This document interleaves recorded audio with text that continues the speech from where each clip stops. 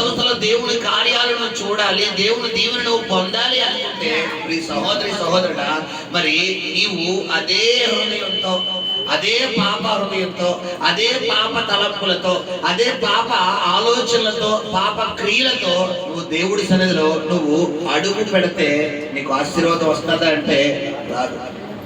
ఇక్కడ ఏం చెప్తాడు పిల్లరా, ఎవడును పాత తిత్తులలో క్రొత్త ద్రాక్షారసమును పోయడు. హల్లెలూయా. ఇక్కడ గమనించండి, పాత తిత్తులు అంటే నీ పాత హృదయం.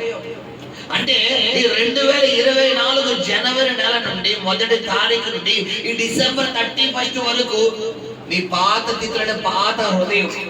ఈ పాత హృదయంలో పాపం వచ్చింది, ద్వేషం వచ్చింది, దేవుని సంబంధం, దేవునికి వ్యతిరేకమైన శరీర కార్యాలు వచ్చినాయి, ఆయాసం వచ్చింది, బూతులు వచ్చినాయి, కోపం వచ్చింది, ఆగ్రహం వచ్చింది, తిట్లు వచ్చినాయి, శాపనార్థాలు వచ్చినాయి. పిల్లరా మరి ఎన్నో వచ్చినాయి. ఇప్పుడు ఇదే హృదయంలోకి నూతన సంవత్సరంలో నూతన ద్రాక్షరసము వెయ్యాలి అంటే, ద్రాక్షరసం అంటే ఏమని చెప్పారు నీకు? ఆశీర్వాదం. నూతన ఆశీర్వాదం దేవుడు ఇచ్చేయాలని చెత్తడా? ఒకవేళ ఇచ్చేసినా దీన్ని బట్టి అది ఏమైపోతే, ఇంట్లో పెరుగు ఉంటుంది, మన ఇంట్లో మన అమ్మగారు తల్లి, మన తల్లిగారు లేదా మన భార్య తోడుపెట్టి పెరుగు ఉంటుంది.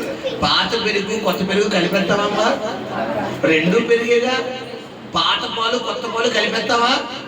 చెప్పాలి. రెండు పాలే కానీ ఫస్ట్ కలిపేస్తావా? ఒకవేళ అప్పటికప్పుడు తాగేసి పొలం అయితే కలుపుతాం. ఒకవేళ నిల్వ ఉంచాలంటే ఏం చేస్తాం? పాత పాలు కొత్త పాలు సెపరేట్ చేస్తాం. రెండు పాలే కదండి అంటే పాలే, పాతవి క్రొత్తవి, పెరిగే పాతది కొత్తది, పిండే పాత పిండి క్రొత్త పిండి. పాత కొత్త అనేది ఒక వ్యక్తి జీవితంలో చాలా మార్పు తీసుకొస్తుంది. మరి 2024లో నీవు దేవుడికి ఆయాస్కరంగా వెళ్ళిన మార్గాలు ఎన్నో ఉన్నాయి, దేవునికి దుఃఖకరంగా వెళ్ళిన మార్గాలు ఎన్నో ఉన్నాయి, దేవుడిని బాధపరిచిన సందర్భాలు, సంఘటనలు ఎన్నో ఉన్నాయి. దేవుడు వద్దు, దేవుడు చెయ్యొద్దు, వెళ్ళొద్దు, నువ్వు అలా మాట్లాడద్దు, అలా నడుచుకోవద్దు, అలా ప్రవర్తించద్దు, నువ్వు ఆ మార్గంలోకి వెళ్ళకు అని చెప్పిన మార్గాలు 1 కాదు 2 కాదు, ఎన్నో నీ జీవితంలో. ఏదైతే దేవుడి 2024లో జనవరి నెల నీతో మాట్లాడి నువ్వు అలా ఉండొద్దు, ఎలా ఉండొద్దు, అలా నడుచుకోవద్దు, ఇలా నడుచుకోవద్దు, వాళ్ళతో మాట్లాడద్దు, వీళ్ళతో మాట్లాడద్దు, నువ్వు ఆ మార్గంలోకి వెళ్ళొద్దు, ఈ మార్గంలోకి వెళ్ళొద్దు, నువ్వు అక్కడికి వెళ్ళొద్దు, ఇక్కడికి వెళ్ళొద్దు, అది తాగొద్దు, ఇది తాగొద్దు, అది తినొద్దు, ఇది తినొద్దు, అది వరకు అది ధరించొద్దు, ఇది ధరించొద్దు, వాళ్ళతో కూర్చోద్దు, వీళ్ళతో కూర్చోద్దు, వాళ్ళతో మాట్లాడద్దు, వీళ్ళతో మాట్లాడతారు చెప్పినవన్నీ మనం ఏం చేసాం? చెయ్యొద్దన్నవే చేసాం. వెళ్ళొద్దన్న స్థలాలకే, మాట్లాడొద్దన్న మాటలే. మరి ఇవన్నీ ఇప్పుడు ఎవరి జీవితంలో ఉన్నాయి? మన జీవితంలో ఉన్నాయి. మరి ఈ జీవితం అంతా ఎలాగే ఉంది పిల్లరా. మరి నూతన సంవత్సరంలో నూతన కార్యాలు, నూతన ఆశీర్వాదాలు దేవుణ్ణి అడగడం ఎంతవరకు కరెక్ట్ అనేది ఒకసారి నువ్వు ప్రశ్నించుకో. నేను మీకు ఉచితంగా ఒక వైట్ వస్త్రం ఇద్దాం అనుకున్నాను అనుకోండి, పర్సపోజ్ వైట్ వస్త్రం, ఒక్కొక్కరు ఒక్కొక్క వైట్ వస్త్రం. మరి మీ చేతులేమో మురికి గుళ్ళలుగా ఉంటే, మురికిగా ఉంటే పర్లే మాస్టర్ గారు ఇచ్చేయండి, చెత్తనా ఏంటి ఉచితమే కదా. చేతులు ఎలా ఉండకూడదు? ఎందుకు? ఒకవేళ కొంచెం మురికి ఉన్నాయి, మురికి దేనికి అనుకుంటుందని వైట్ వస్త్రం. ఈ వైట్ వస్త్రం అంటే ఆశీర్వాదం, పరిశుద్ధమైన జీవితం. నూతన సంవత్సరంలో 2025లో దేవుడు నీకు నూతనమైన కార్యాలు, నూతనమైన అద్భుతాలు, నూతనమైన స్వస్థతలు, నూతనమైన కార్యాలు దేవుడు చేయడానికి రెడీగా ఉన్నాడు. ఆయన ఇవ్వడానికి రెడీగా ఉన్నాడు. నీవు సిద్ధంగా ఉన్నావా? Be ready. ఈ సహోదరి సహోదరుడా, ఈ యొక్క డిసెంబర్ నెలలో ఈ చివరి 3 రోజులు దేవుడి సన్నిధిలో ఈ శుద్ధీకరణ కూటాలు పెట్టడానికి గల కారణం ఇదే. ఏంటంటే ఇప్పుడు ఏదో తొందరగా డిసెంబర్ 31 రాత్రి 9 అంటే 11 గంటలకు వచ్చేస్తాం జాగ్రత్తగా.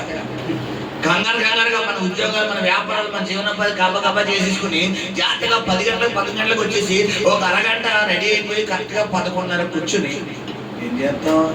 ఇంకో అరగంట వాకింగ్ చేసి హ్యాపీ వస్తుందా నీకు? లోకం అంతా వస్తుందా నీకు రాదు. ఎందుకు? సిద్ధపాటు లేదు, నువ్వు ఒక సిద్ధపాటు లేదు, ఒక క్రమం లేదు.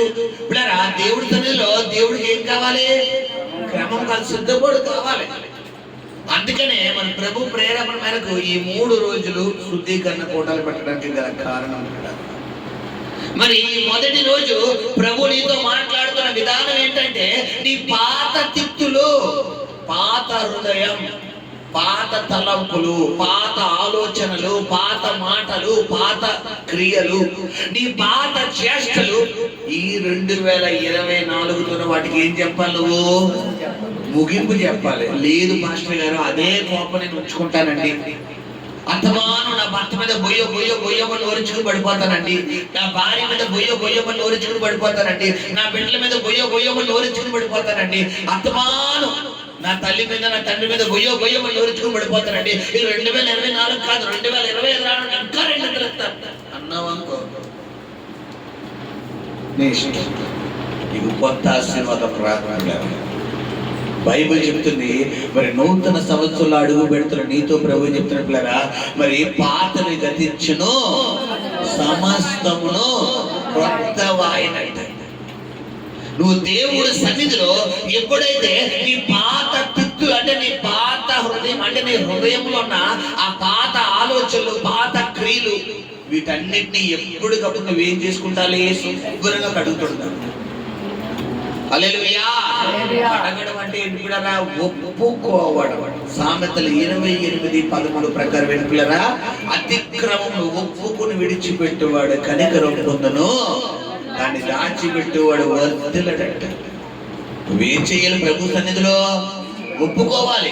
ఈ 3 రోజులు ఉపవాస దీక్ష మీకు ప్రతిష్ఠించడానికి కారణం అదే. ఏదో పాస్టర్ గారు ఉపవాసం ఉండమన్నారు కదా అని చెప్పి తినడం మానేసి నువ్వు టీవీ పెట్టుకుని చూస్తే, మొబైల్ పెట్టుకుని చూస్తే, మేము ఉపవాసం ఉన్నాం కదా అని చెప్పి నువ్వు నీ పనిలోకి వెళ్ళిపోయి చేసేసి మళ్ళా ఇంటికి వచ్చేసి ప్రార్థన చేసుకుని చేసేస్తే కాదు. ఇప్పుడు దాకా ఉన్న ఉపవాసాలు వేరు, ఇప్పుడు ఉంటున్న ఉపవాసాలు వేరు. ఇప్పుడు నువ్వు ఉంటున్న ఈ చివరి 3 రోజులు ఉపవాస ప్రార్థన దేనికి అంటే, నీ అతిక్రమాన్ని దేనికోసం? ఒప్పుకుని విడిచిపెట్టడం. మరి బైబిల్లో పిల్లరా, అతిక్రమం చేసిన వారు వారి పాపాలు ఒప్పుకున్నారా లేదా? ఒకవేళ ఒప్పుకుంటే దేవుడు వారి మీదకి ఉగ్రతను పంపించాడా, శాంతాన్ని పంపించాడా? వాక్యం తీసుకుందాము. యోనా గ్రంథం తీయండి.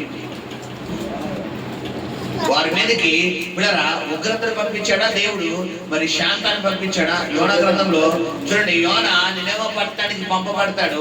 నినేవే పట్టణానికి వెళ్ళిన తర్వాత అక్కడ దేవుడు సువార్త ప్రకటిస్తాడు. ఆ వార్త విన్న తర్వాత పిల్లరా మరి 40 రోజుల్లో నినేవే పట్టణానికి దేవుడు ఉగ్రత రాబోతుంది అని ప్రకటించగానే ఆ ప్రజలందరూ ఏం చేస్తారు? అక్కడ చదవడమ్మా. ఆ సంగతి ఏంటమ్మా? నినేవా రాజులకు వినబడినప్పుడు అతడును తన సింహాసనం మీద నుండి దిగి తన రాజవస్త్రములను తీసివేసి గోనె బట్ట కట్టుకొని బూడిదలో కూర్చుండెను. హల్లెలూయా. గతంలో మీకు వివరించిన గోనె బట్ట అంటే వీళ్ళరా తగ్గించుకోవడం. గోనె గుచ్చుకుంటుందా లేదా? గోనె తెలుసు కదా మీకు? ఎంతమంది తెలుసు గోనె? మనకు ధోని తెలుసు కానీ గోనె తెలియదు. గోనె అంటే ఏంటమ్మా? మన గోనె సంచి అంటాం కదా, మనం కాళ్ళకి తీసుకుంటాం, లేదనుకుంటే ధాన్యం వేస్తాం, లేరా మనం రైస్ వేస్తాం. గోనె సంచి తెలుసు కదా? గోనె పట్ట అంటే ఏంటి? గోనె సంచి చేసుకోవడమా? ఏంటి? తగ్గించుకోవడం. నీలో ఉన్న ఈగోని నువ్వు చంపేస్తేనే నీవు గోనె పట్ట ధరించినట్టు. గోనె పట్ట అంటే గుచ్చుకుంటుంది. అంటే నువ్వు ఈగోని ఎవరన్నా ఒక మాట అంటే నీ లోపల మాట పడతదా? చెప్పాలి. అసలు తగ్గాలనిపిస్తుందా? నీ భర్తో, నీ భార్యో, నీ తల్లిలో, నీ తండ్రో, నీ బిడ్డలో, నీ అన్నో, నీ సెల్లో, నీ అక్కో ఎవరైనా ఒక మాట పుచ్చుకురాడనుకో సర్పానికి వచ్చినంత కోపం వస్తుంది. ఒక్క మాట పడతామా? యేసుప్రభు వారు మాటకు మాట ఇచ్చారా? మాట పడుతున్నారా? చెప్పాలి. నువ్వు మాటకు మాట ఇస్తున్నావంటే ఇంకా నువ్వు దేవుని బిడ్డవు కాదని అర్థం. నువ్వు ఎంత ప్రార్థన చేయి, ఎంత వాక్యం చదువు, ఎంత చర్చలు, ఎంత కానుకలు, అన్ని పక్కకి వెళ్ళిపోతాయి. ఇక్కడ ఒక రాజు సైతం ఏం చేస్తాడంట? దేవుడు ఉగ్రత నినేవే పట్టణం మీదకి రాబోతుంది అని యోనా ప్రవక్త ప్రకటించగానే సింహాసనం నుంచి దిగిపోయి తన రాజవస్త్రములు రాజ తీసివేసి వస్త్రం అంటే ఏంటి పిల్లరా? అధికార వస్త్రం.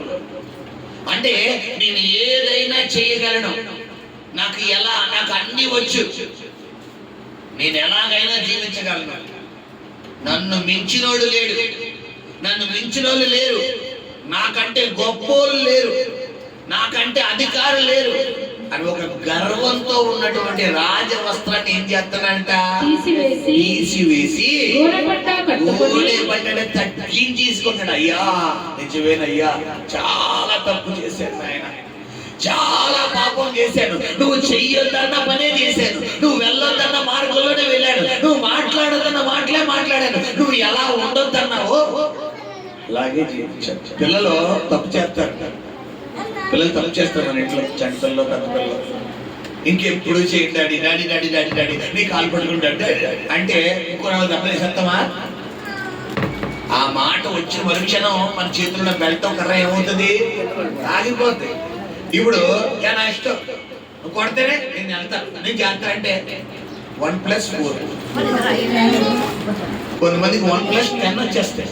అంటే ఏంటి? By 1 get 10. అంటే ఏంటి? నీ మాట నేను ఇష్టం, నేను వెళ్తాను, నా ఇష్టం అన్నావు అనుకో, ఒకటి పడేది మీ మీద ఒకటే కొడదాం అనుకున్నాను మీ డాడీ, మీ మమ్మీ ఒకటే కొడదాం అనుకున్నాను. నీ రేంజ్ చూసి స్త్రీ వేస్తాడు, ఆ ఉతుకు ఆరై మొత్తం ఆరేస్తాడు. అది ఇప్పుడు బలి అర్పించుడి కంటే మాట వింటే శ్రేష్టం. నోరు కుదురుగా పెట్టుకోవాలి మనం. నాకు నోరు ఉంది కదా అని చెప్పి నువ్వు బొయ్యో మనం మాట్లాడేసి బొయ్యో సమాధానం చెప్పేస్తే పిల్లరా, మనం అందుకే లోపల ఒక సాగుతుంది, కాలు జాగ్రత్త తీసుకొచ్చేవో కానీ నోరు జాగ్రత్త తీసుకోవాలి, జాగ్రత్తగా మాట్లాడాలి. నీ మాట ఎలా ఉండాలంట? ఉప్పు వేసినట్టుగా ఉండాలి. ఏదో వచ్చింది కదా అని నువ్వు ఏదో మాట్లాడేస్తే చాలా ప్రమాదాలు జరిగిపోతాయి. పిల్లరా, ఏంటంటే ఈ యోనా దేవుని యొక్క సువార్తను ప్రకటించగానే ఆ రాజు సైతం సింహాసనం మీద దిగి రాజ వస్త్రములు తీసి గోనె బట్ట ధరించి బూడిదలో కూర్చుంటానంటే ప్రార్థనలో కూర్చుంటాడు. బూడిదలో కూర్చుంటేను మరియు రాజైన తానును ఆయన మంత్రులను ఆజ్ఞయ్యగా ఒకవేళ దేవుడు మనస్సు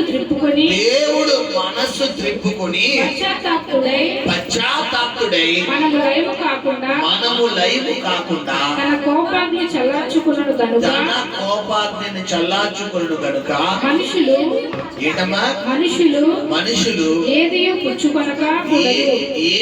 పుచ్చుకొనకూడదు. పశువులు గాని ఎద్దులు గాని గొర్రెలు గాని మేత మేయకూడదు. నీళ్లు తాగకూడదు. మనుషులందరూ తమ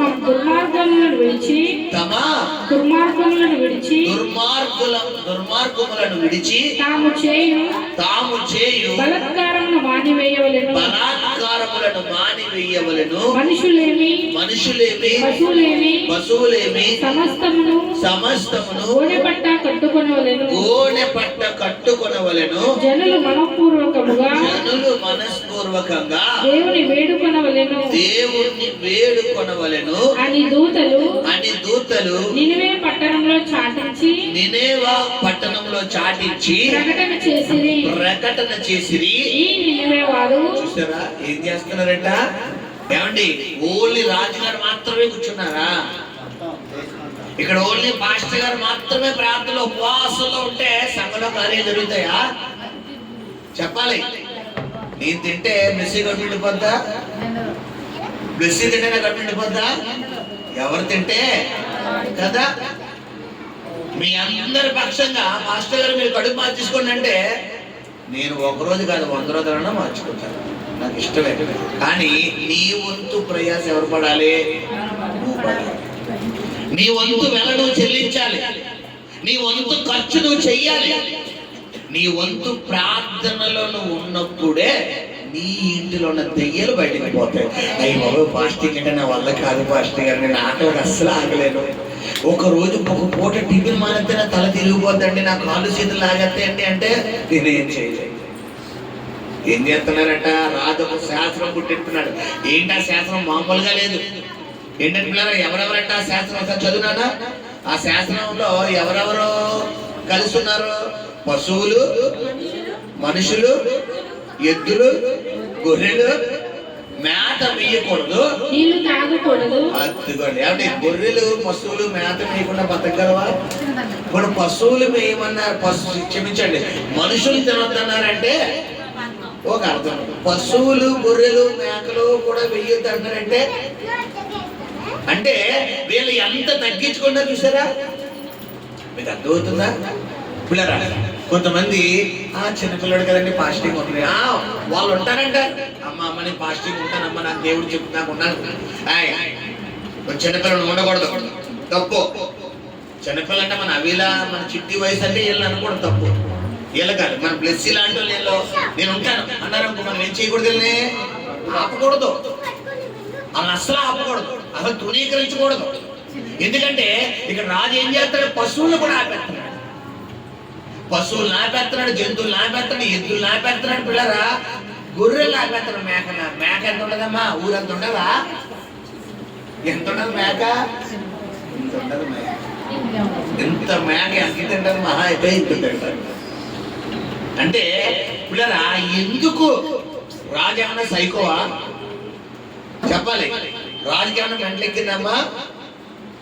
ఏం చేస్తున్నాడు? 40 రోజుల్లో ఏం దిగిరాబోతుందంట? ఉగ్రత దిగిరాబోతుంది. మొత్తం దేశం నాశనం అయిపోబోతుంది. దేవుడు అగ్ని దిగిరాబోతుంది. మొత్తం ఒక్క ప్రజలు ఒక్క పెట్ట కూడా రాకుండా మొత్తం సర్వనాశనం అయిపోబోతున్నారు. ఈ వార్త ప్రవక్త నోటి నుంచి రాగానే అయ్యో బాబోయ్, ఇప్పుడు గనక మన రాజ వస్త్రాన్ని విడిచిపెట్టకపోతే, మన కోపాన్ని విడిచిపెట్టకపోతే, మన ద్వేషాన్ని విడిచిపెట్టకపోతే, మన పగను మన కక్షను విడిచిపెట్టకపోతే ఇక నేను బతికి పట్టగలగలేను.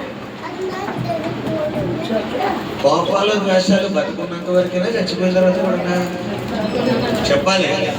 ఇప్పుడు యోనా వచ్చి మీరు అలాగే ఉండండి, దేవుడు మీకు అయినా ఆశీర్వాదాలు ఇస్తానని చెప్తున్నాడా? ఏం చెప్తున్నాడు అక్కడ? 40 దినాల్లో ఆ మాటలు అక్కడ ఇక 40 దినములకు నినివే పట్టణము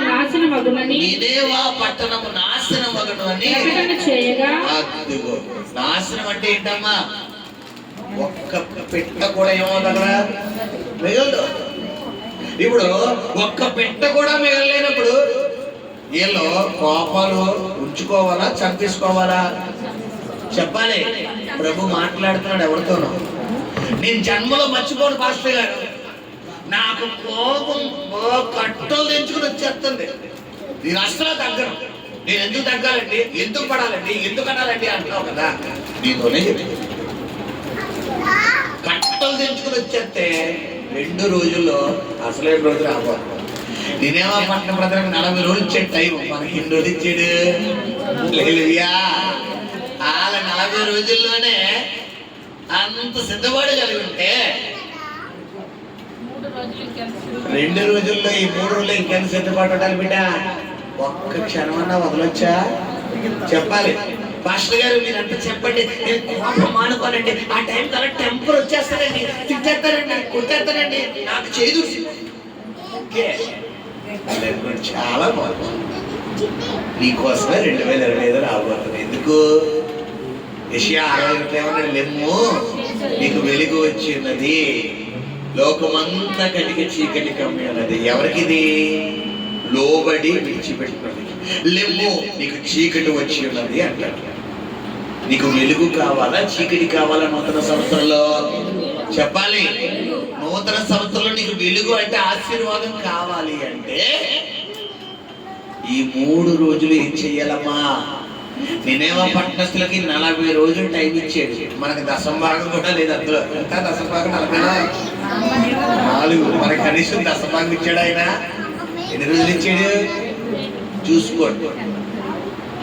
దాన్ని బట్టి నువ్వు ఎంత స్పీడ్గా వాకప్ చేసి ఈ 3 రోజులు ప్రభు సన్నిధిలో ఎంతగా ప్రాధేయపడి, నిజమే ప్రభా నేను ఎంతగానో బాధపరిచాను, ఎంతగానో ఆయాసపరిచాను, ఎంతగానో దుఃఖపరిచాను, నువ్వు చెయ్యొద్దన్న పనే చేశాను, నువ్వు వెళ్ళొద్దన్న స్థలానికి వెళ్ళాను, నువ్వు మాట్లాడొద్దన్న మాట్లాడాను, నేను దూషించానయ్యా ప్రభా. అనేక మార్లు నీ సేవకుని దూషించాను, అనేక మార్లు నిన్ను దూషించానయ్యా, అనేక మార్లు నా భర్తను దూషించాను, నా భార్యను దూషించాను, నా బిడ్డలను దూషించాను, నా తల్లిదండ్రులను దూషించాను, నా తోబుట్టులను దూషించాను, నా స్నేహితులను దూషించాను ప్రభా. అనేక మార్లు నన్ను ఎందుకు పుట్టించావయ్యా, నాకు ఎందుకు ఈ జీవితం ఇచ్చావయ్యా అన్ని మీద తిరుగుబాటు చేశానయ్యా. నీవన్నీ ఏం చేసుకోవాలి, నీలో నువ్వు శుభ్రంగా కడగాలి.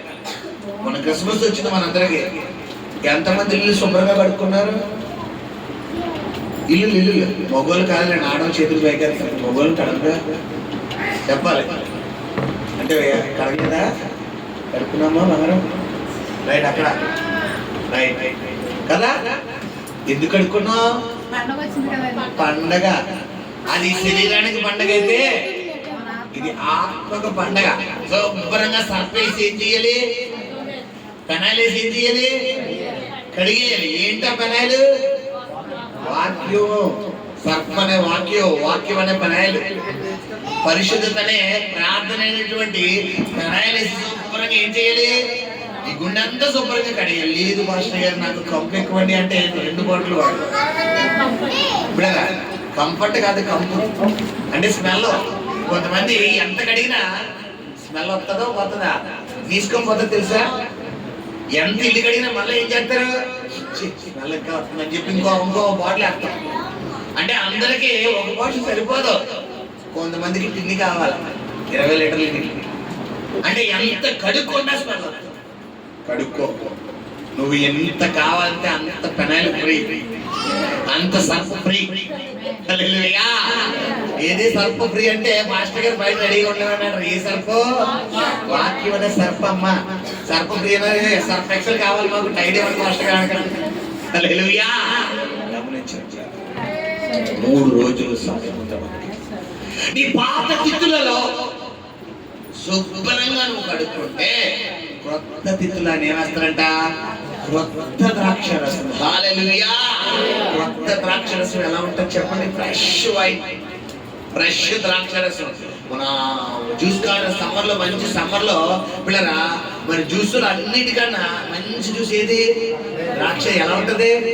మంచి ఎండలో అలా పుల్లగా తీగా చల్లగా అది తాగితే ఎలా ఉంటుంది ప్రాణం? నిమ్మకాయ నీళ్ళు పెట్టి ద్రాక్ష జ్యూస్ ఒకటి చెప్పలేము అన్నమాట. మిగతా బనానా, తర్బూజా ఇవన్నీ తాగితే మళ్ళీ ఏమవుతుంది? మనకి దాహం వేస్తుంది. ఇది తాగితే కొంచెం రిలీఫ్ ఉంటుంది. ఫ్రెష్ ద్రాక్ష రసం అంటే నూతన సంవత్సరంలో నూతన ఆశీర్వాదాలు, నూతన దీవెనలు, నూతన కార్యాలు, నూతన అద్భుతాలు నీ జీవితంలో నువ్వు చూడాలి అంటే ఈ 3 రోజుల్లో నువ్వు శుభ్రంగా కడుక్కోవాలి. సర్పెట్టు కడుగుతావో, యాసిడ్ కడుగుతావో, లేదా ఇంకేదన్నా ఇటు కడుక్కుంటావో నీ ఇష్టం. మొత్తానికి ఇల్లు ఏమైపోవాలి? శుభ్రం అయిపోవాలి, శుభ్రం అవ్వాలి. ఎందుకంటే అందరూ సర్ఫం వాడరు. కొంతమంది లిక్విడ్ వాడతారు, లైజాల్. కొంతమంది పెనాయిల్ వాడతారు, కొంతమంది ఇంకా కాస్ట్లీ వాడతారు. ఎన్ని వాడినా ఇల్లు శుభ్రం అవ్వడం ముఖ్యం. హల్లెలూయా. నువ్వు ఎంతగా ఒప్పుకుంటే అంతగా దేవుని కృప. హల్లెలూయా. 40 రోజుల్లో ఉగ్రత దిగి రాబోతుంది అనగానే వీళ్ళు ఎన్ని రోజులు ఉపవాసం ఉన్నారంట? 3 రోజులు ఉపవాసం ఉండగా చూడండి దేవుడు వారితో ఏ విధంగా మాట్లాడా మాట చదువునట. ఈ 40 యోనా గ్రంథము 763వ పేజీ, యోనా గ్రంథము 3వ అధ్యాయము 10వ వచనం చదువునాడు. ఈ నినేవే వారు తమ చెడు నడతలను మానుకొనగా వారు చేయుచున్న క్రియలను దేవుడు చూచి పశ్చాత్తాపుడై వారికి చేయునన్న తాను మాట ఇచ్చిన కీడు చెయ్యక మానిన. తప్పుడు కూడా దేవుడు నామని అనుకుంటాము. హల్లెలూయా. ఏం చేశారంటమ్మా? ప్రవక్త ద్వారా పంపించాడు. 40 రోజుల్లో నా ఉగ్రత దిగి రాబోతుందని చెప్పు. ఎంతలాంటి పట్టణం అంటే నినేవే పట్టణం చరిత్రకారులు చెప్తున్నారు, నరమాంస భక్షకులు అంటారు. అంటే ఒక మనిషిని పిల్లరా, మనిషి బతకాలి అంటే అన్నిటికన్నా ముఖ్యమైన రెండు, ఒకటి బ్రెయిన్, రెండు హార్ట్. వీళ్ళు ఏం చేసేవారంటే బ్రెయిన్ ని హార్ట్ ని టచ్ చేసేవారు కాదంట. ఒకడు కాలు దగ్గర నుంచి ఒకడు చేయి దగ్గర నుంచి తినకుండా వచ్చేవారంట. నేనేమో పట్టు, ఒక మనిషి దొరికితే ఒకడు కాలు, ఒకడు కుడి చెయ్య, ఒకడు ఎడం చెయ్య, ఒకడు కుడికాలు, ఒకడు ఎడం కాలు, శుభ్రంగా ఏదో చికెన్ జాయింట్ తిన్నట్టు తినుకుంటూ వచ్చేవారంట. కరెక్ట్ గా హార్ట్ అంటే వీళ్ళ ఫీలింగ్స్ ఏంటంటే పిల్లరా, ఈ మనిషిని కట్టేసి తింటుంటే వీళ్ళ కేకలు ఏంటి, మ్యూజిక్ అనమాట. అంత ఆ రక్తం ఏం చేసేవారు, శుభ్రంగా నేలబడి ఆగించేవారంట. ఆ రక్తం తాగుతూ అది మాంసం ఎలా తింటూ, ఆ పళ్ళతో ఎలా కొరుకుతూ, పచ్చి మాంసం. ఇంత నరమాంస భక్షకులు. ఈ హార్ట్ వచ్చేసరికి హార్ట్ కోసం కొట్టుకునేవారంట. హార్ట్ నాకు కావాలి, బ్రెయిన్ నాకు కావాలంట, ఈ కిడ్నీ నాకు కావాలి, లివర్ నాకు కావాలంట. అంత నరమాంస భక్షకులు. ఇలాంటి నరమాంస భక్షకుల్ని పిల్లరా, వీళ్ళ దగ్గరికి ఎవరు నిలమంటాడు దేవుడు? ఇప్పుడు యోనా వెళ్ళని చెప్పడానికి కారణం ఉందా లేదా? చెప్పాలి. మన యోనగా ఈజీగా తీసిపడేస్తాం. వీళ్ళ గురించి యోనాకు తెలిసే నేను వెళ్ళను బాబోయ్, కారణం అది. దర్శించుకు వెళ్తాను, నినవాకి వెళ్ళను అని చెప్పడానికి కారణం ఏంటి పిల్లరా? అది. ఇప్పుడు గమనించండి, పంపిన దేవుడు చంపించేస్తాడా? చంపించేయడానికి పంపిస్తున్నాడా? మారు మనసు పొందడానికి పంపిస్తున్నాడా? ఇప్పుడు అలాంటి నరమాంస భక్షకుల మధ్యన యోనా నిలబడి ఏం చెప్తున్నాడు? నినేవా పట్టణస్థ ప్రజలారా, మీరు దేవుని మాట ఆలకించండి. మీ ఉగ్రత, మీ యొక్క అవిధేయత దేవునికి సన్నిధికి వెళ్ళిపోయింది. మీ అతిక్రమం దేవుడి సన్నిధికి వెళ్ళిపోయింది. ఇదిగో దేవుడు సన్నిధి ఉగ్రత దిగి రాబోతుంది. 40 రోజుల్లో మీరు అందరూ నాశనం అయిపోతున్నారంటే అందరూ యోనా చంపేస్తారా? యోనా చెప్పిన మాట వింటారా? చెప్పాలి కదా. ఇప్పుడు యోనా చెప్పడంగా నినేవా రాజు విన్నాడా? తనంతా తనకు కలిగిందా? యోనా చెప్పడం వల్లే కదా. ఇప్పుడు చెప్పడానికి ధైర్యం ఎవరు చెయ్యాలి అంటే ఇక్కడ యోనాలు ఎంతమంది ఉన్నారు చెప్పాలి. నువ్వు దేవుడి సన్నిధిలో నువ్వు ఒప్పుకునే వ్యక్తిగా ఉండాలా లేదా? చెప్పిన మాట వినే వ్యక్తిగా ఉండాలా లేదా? పాస్టర్ గారు మీరంతా చెప్పండి నా కోపం మానో, పాస్టర్ గారు మీరంతా చెప్పండి నా దురుసుతనం మానో, పాస్టర్ గారు మీరంతా చెప్పండి నా స్పీడ్కి బ్రేకులు లేవు, నాకు ఎవరిని ఎక్సలెంటరే ఉందండి. కొంతమంది కుర్రోళ్ళకి బైక్లు ఇచ్చేవనుకోండి, ఏం వాడరాలో బ్రేకులు వాడరు. స్పీడ్ బ్రేకులు వచ్చినా కూడా ఎక్కడ గుర్తించాలి, అయిపోయింది. బ్రేకులు వాడాలి. నీకు ఎక్సలేటర్ ఉంది కదా అని అన్నారనుకో, అయిపోయినట్టు సినిమా క్లోజ్. గమనించారు ఎలా ఉంది నీ ప్రార్థన జీవితం? నోరు ఉంది కదా అని చెప్పి డ్ర డ్ర డ్ర అని చెప్పి ఓ ఇచ్చేసావు ఒక ఎక్సలేటర్, ప్రమాదం అయిపోతుంది. చెయ్యి ఉంది కదా అని చెప్పి ఓ అత్తమాను వేసేవనుకో, ప్రమాదం అయిపోతుంది. పిల్లరా గమనించండి, ఇక్కడ నినేవా పట్టణస్థులకు యోనా ఏం చేస్తాడంటే ప్రకటన చేస్తాడు. ఏమంటే ప్రకటన ఉందా, హెచ్చరిక ఉందా? ప్రకటన అంటే ఏంటి? చెప్పడం, చెబుతూ, అంటే తన ముందు చెప్తున్నాడు. మన క్రిస్మస్ గురించి నేను ప్రకటన చేశాను. ఈ 3 రోజుల కూటాల కోసం ప్రకటన చేశాను. ప్రకటన ఎన్న వాళ్ళే కదా ఇప్పుడు వచ్చారు. ఎన్నాళ్ళు కొంతమంది ఇంకా రాలేదు, కొంతమంది వచ్చారు. ఇప్పుడు వచ్చిన వాళ్ళందరూ ఎందుకు వచ్చారు? ఈ రోజు 3 రోజులు ఉపవాస ప్రార్థన అని చెప్పారు కాబట్టి అయ్య బాబాయ్ మానకూడదు, ఫస్ట్ రోజే నేను మానకూడదు అని వచ్చామా లేదా? హల్లెలూయా. రాత్రి పోలవరం కూటానికి వెళ్ళాం. నేను, మీ పాస్టమ్ గారు, సహోదరి దీవెన గారు, వాళ్ళ జైపాల్ గారు, మరి నా సహోదరి, మరి లక్ష్మణ్ బ్రదర్, మన దగ్గర పోలవరం లక్ష్మణ్ బ్రదర్ వస్తారు కదా, తన యొక్క సంఘంలో అనమాట. వారు వెళ్తున్న పోలవరం వాళ్ళతో వారు వెళ్తున్న సంఘంలో పిల్లరా మరి క్రిస్మస్ కూటానికి మెసేజ్ ఇవ్వడానికి పిలిచారు. రాత్రి రావడానికి, రాజమండ్రి రావడానికి 1:30 అయింది. మేము పడుకోవడానికి పావుతుక్కు 2 అయింది. మళ్ళా పొద్దున్న గబ్బగబ్బలేసి ఏం చేసాం, అబ్బా సర్లే విశ్వాసులారా, ఈ రోజు రాత్రి ఆరాధన పడుకోవడానికి లేట్ అయింది, ఈ రోజు ఆరాధన 1 గంటకు పెడతాను, మీరు 2 గంటలకు రండి అని మెసేజ్ వచ్చిందమ్మా మీకు? చెప్పాలి. నేను పడుకోవడానికి లేట్ అయింది, 4 గంటలు పడుకుంటాను, నాకు శరీరం సహకరించట్లేదు కాబట్టి 10 గంటల ఆరాధన 1 గంటకి ఎత్తానంటే వచ్చే ఆదివారం నుంచి అభిషేక ప్లేస్లో కొత్త పాస్టర్ గారు వస్తారండి. ఎందుకు? పొజిషన్ ఏం చేస్తారు దేవుడు, చేంజ్ చేసి కొత్త పాస్టర్ గారిని పెడతాడు. ఆయన రాజ్యం ఆగదు.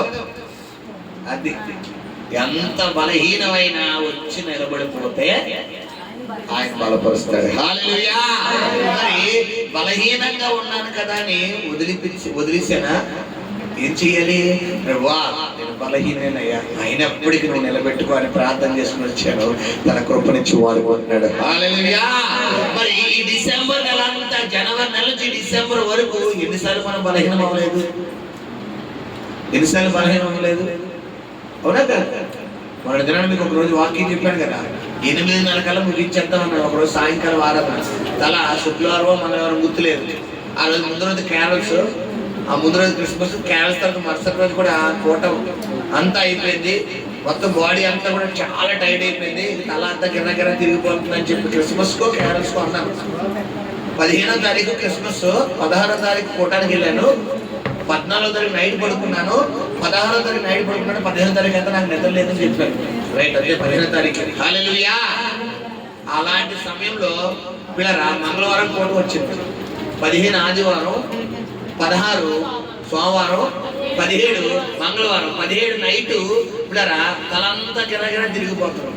అటువంటి సమయంలో ప్రార్థన చేసి వచ్చి కూర్చోగానే పిల్లరా ఆ కృప కావాలంటే 3 రోజులు నువ్వేం చెయ్యాలి చెప్పాలి?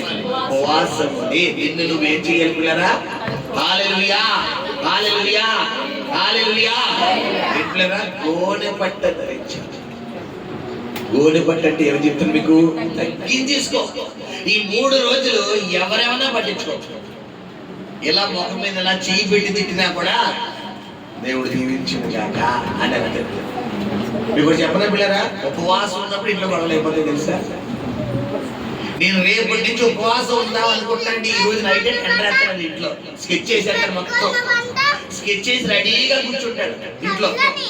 ఆ స్కెచ్ ఎలా ఉంటదంటే మనకి సెట్ అవ్వదు, కిట్టి సరిగ్గా ఉండాలి మనకి. పిల్లరా ఈ ఉపవాసాలు సెట్ అవ్వవు, మనకి ఎందుకు వచ్చింది అయినా నా కర్మ కానీ నేను ప్రార్థన చేయలేదు. ఉపవాసం ప్రార్థన చేద్దామనుకున్నాడు, నిన్ను ఏ ప్రార్థన దాకా కూడా రానివాడు, మామూలు ప్రార్థన కూడా రాను. కారణం ఎక్కడ ఒప్పుకుంటే, ఎక్కడ విడిచిపెడితే, ఎక్కడ లోబడితే 2025లో ఆశీర్వాదం మీ మీదకి వచ్చేద్దన్న ఒక్క ఉద్దేశంతోనే నేను ప్రార్థన. మరి ఒక ఉదయకాలంలో ప్రభు నీ కన్నులు తెరిపిస్తున్నాడు. నీ పాత తిత్తులలో ఉన్నటువంటి పాత ద్రాక్షరసాన్ని ఏం చేయాలమ్మా? శుభ్రంగా కడిగే, సబ్బెట్టి కడిగేస్తావో, సర్ఫెట్టి కడిగేస్తావో, డిష్ వాషింగ్ కడిగేస్తావో, శుభ్రంగా కడిగి ఏం చేయాలి? నూతన సంవత్సరంలో 31st నైట్ ఆరాధనలో ఫ్రెష్ అలాంటి దిగుతుంది చూడండి. ఆరాధనలో ఫ్రెష్ అభిషేకం దిగుతుంది. ఆ ఫ్రెష్ అలాంటి ఫ్రెష్ వాక్యం, ఫ్రెష్ అభిషేకం ఏం చేయాలి? హృదయాన్ని తెరిచి రెడీగా ఉంచుకోవాలి. ఒకవేళ పాత తిత్తుల్లోనే ఉంచుకుంటాను పాస్టర్ గారు అంటే నేను ఏం చేయలేను. నేనైతే నా వంతు నీ మీద అస్తవేసి ప్రార్థన చేయడం నా ధర్మం కాబట్టి నేను ఏదంటాను. కానీ నీకు ఆయనకి ఏముండాలి? ఎలా ఉండాలి చెప్పాలి? ఒప్పందం ఉండాలి, అగ్రిమెంట్ కరెక్ట్గా ఉండాలి. ఏదైనా ఇల్లు డబ్బులు తీసుకుంటాం, ఆ ఇల్లు డబ్బులు తీసుకున్నప్పుడు ఆ పేపర్ చదివి సంతకం పెట్టాలా, చదవకుండా సంతకం పెట్టాలా? ఒకవేళ మన చదువు రాకపోయినా వేరే చదువు వచ్చిన తీసుకొచ్చి చదివి సంతకం పెట్టాలి. పర్లేదా, మీరు ఏం చేయండి, మా కోసమే మంచిగా చేస్తారు, మీరు అట్లనే మమ్మల్ని మీరే చేస్తారు సంతకం పెడితే గుడ్డిగా. ఆడంతా ఏంటంటే తెలుసా, 6 నెలలకు ఒకసారి ఇంటి పెంచుతాను, వీళ్ళు తీసుకెళ్ళిన డబ్బులు మళ్ళీ రిటర్న్ ఇవ్వను, దీనికి సమ్మతి అయితే కానీ సంతకం పెట్టాను అంటాడు. ఇప్పుడు అయిపోయిన తర్వాత అన్న డబ్బులు నాకు ఇచ్చాడంటే ఆగనాన్న డబ్బులు ఇచ్చేప్పుడు ఏం చేస్తాను, ఈ పేపర్ చదవరా బుజ్జి అంటాడు. ఇది ఎందుకంటే పర్వాలేదు, మీ మీద నమ్మకం. నేను నమ్మకం అక్కర్లేదు, ఇది ఒకసారి చదివంటే నాకు రాదంటే ఒకసారి చదివించుకో అంటాడు. స్టార్టింగ్ అంటే చదివించుకొని ఎండింగ్ ఏమంటాడు? చదివించుకోండి. చదివించాడు డాష్ డాష్ డాష్ అని చదివి ఇక్కడ నుండి నేను ఎన్ని రోజులైతే ఇంట్లో ఉంటానో అన్ని రోజులు అయిపోయిన తర్వాత నాకు రూపాయి కూడా ఈ యజమానుడు నాకు ఇవ్వవలసిన అవసరం లేదండి. రాయి పడుతుందా లేదా? నేను అలా చెప్పలేదండి. ఇంట్లో ఇల్లు ఖాళీ చేసిన డబ్బులు ఇచ్చేద్దని చెప్పి నోటు ఏం చెబుతుంది? సంతకం ఎవరిదే? నాది. ఓకే, తప్పెవరిదే? మందా అల్దా? చెప్పాలి. నువ్వు ఇక్కడ ఒప్పుకుంటేనే 25లో ఆశీర్వాదం. నువ్వు ఇక్కడ ఒప్పుకోకుండా నువ్వు అయినా సంతకం పెడతాను మాస్టర్ గారు 25 పైన కూడా సంతకం పెడతానంటే వస్తుందా ఆశీర్వాదం? ఆశీర్వాదం రావాలంటే ఇక్కడ ఏం చేయాలి? 24 3 రోజులు ఒప్పుకోవాలి. పులిసిన పిండి కొంచెం ఉన్ననో మొత్తంతా పాడైపోతుంది. నీలో కొంచెం ఎక్కువ కాదండి, ఎక్కడో నలసంత కోపం ఉంది, అంతేకాదు అంత వదిలేశారు, అంతా క్షమించేశారు. ఎక్కడో మరీ అన్నారు, మరి మర్చిపోమంటే ఎలా మర్చిపోతాను? ఏదో 1% ఉంచుకున్నాను, అది కూడా తీసేమని. పులిసిన పిండి కొంచెం ఉన్నను మొత్తంతయు పెరుగులో ఏలు పెట్టి ఫింగర్ పెట్టి ఇదే ఫింగర్ పాలల్లో పెడితే తెల్లారిసరి పాలు ఏమైపోతాయి? ఏమంటే నేను పెరుగు చొక్కేసేనా? ఏం చేసాను? పెరుగు పెట్టి ఫింగర్ అసలు కాంప్రమైజ్ అవ్వదు. నూతన సంవత్సరంలో నూతన కార్యాలు నీ జీవితంలో ఉండాలి, నూతన దీవెనలు ఉండాలి అంటే నీలో 1% కూడా ఏమవకూడదు, పాపం ఉండకూడదు. హల్లెలూయా. తర్వాయి భాగం రేపు సాయంకాలం చూసుకుందాం. ఈరోజు సాయంకాలం కూడా ఆరాధన ఉంటుంది పిల్లరా. మరి రేపు సాయంకాలం రెండవ భాగం ఏంటంటే, మీరు ఎన్నైతే ఇన్ని రోజులు దేవునికి ఆయాసకరంగా చేశారో వాటన్నిటినీ రేపు సాయంకాలం ఏం చేయబోతున్నాడు? పరిశుద్ధాత్ముడు ఒప్పింప చేయబోతున్నాడు. బైబిల్ చెప్తున్న సామెతలు 25 మనం అతిక్రమం ఒప్పుకొని విడిచిపెట్టాలి. గమనించండి, ఈ 3 రోజులు నువ్వు ఒప్పుకుంటేనే నీకు ఆశీర్వాదం. ఒకవేళ మీరు రాలేని పక్షాన్ని ఇంట్లో ఉండి చేసుకుంటానండి అన్నవారైనా పర్వాలేదు. వేమవారి నుంచి బ్రదర్ రాంబాబు గారు వచ్చారు, ఆయన రేపు రాలేదు, మళ్ళా 30 నుంచి కొడతారు. ఇప్పుడు ఆయన రాలేదు రేపు కాబట్టి ఇంట్లో ఉండి ఏం చేయాలి? రేపు పొద్దున ఏం చేయాలి? ప్రాంతంలో కూర్చుని ఒప్పుకోవాలి. అదే ఇక్కడే ఉండి ఒప్పుకుంటానండి అంటే ప్రాబ్లం లేదు. అంటే ఇక్కడ ఎందుకు చెప్తానంటే, వాక్యానికి ఏం చేయాలి? వాక్యానికి తగ్గట్టుగా మనం ఏం చేయాలి? నడుచుకోవాలి. పాస్టర్ గారు మాకు కుదరదండి రేపు అంటే నేను ఏం చేయలేదు, కుదుర్చుకోవాలి. నువ్వు కుదుర్చుకుంటేనే నీకు ఈ నూతన సంవత్సరం ఏం రాబోతుంది? ఆశీర్వాదం రాబోతుంది. హల్లెలూయా. దేవుడు ఈ కొద్ది మాటలో మీ వెనుకలో దీవించి ఆశీర్వదించి నడిపించును గాక.